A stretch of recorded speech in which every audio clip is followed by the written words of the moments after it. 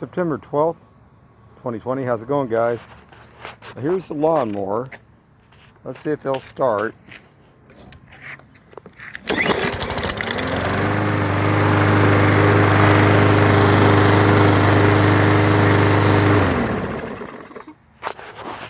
But this was not just a easy fix. Started with the gas tank. Gas tank did have some debris in it. I cleaned it out. Pulled the carburetor off, as you guys seen earlier. Checked it out, cleaned it out. That went very well. It wasn't that hard to do. Took it all apart. But got it all back together. It still wouldn't. It'd run, it'd die. Run and die. So what we had to do is go around over here to the overhead valve, pull this off. When I pulled it off, one of the rocker arms basically was just really loose. I thought, well, I'll go ahead and I'll just try to tighten it up a little bit, and let's see.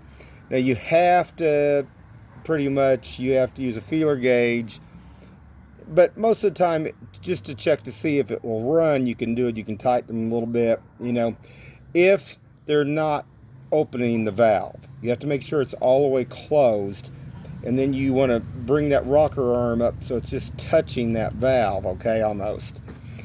Well, that didn't do it either. So then I had to go, I went and got I got a Briggs specs book, maintenance book on it for working on all these different kinds of engines and stuff. But also, I actually found the original manual that came with it, and I'm going to show you what that is, guys, right now.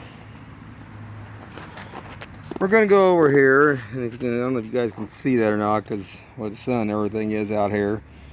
But this will tell you all your specifications. It says your spark plug torque, the level at what you're going to torque that spark plug at. Gap is at 20 thousandths. That's what the spark plug gap is. But come down here, it says intake valve clearance.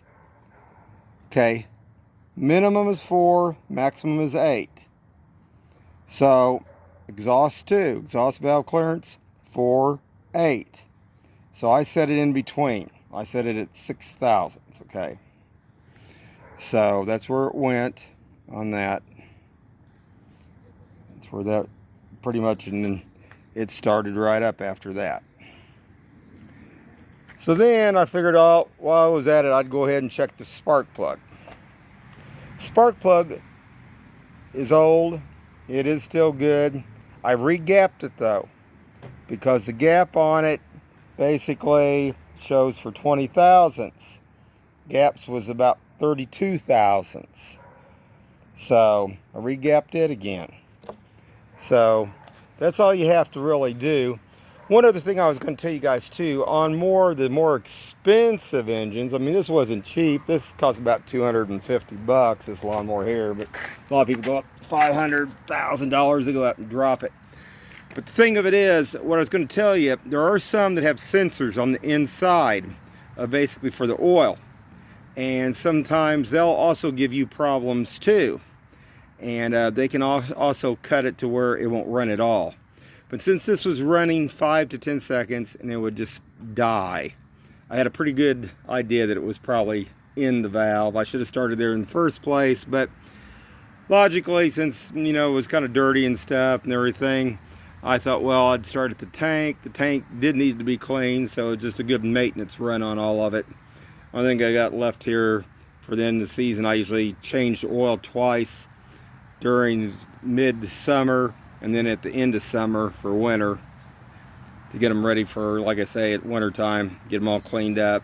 You also want to make sure too, you clean the underneath sides of these after fall's done, you're through mowing, because it can cause that underneath side to rust.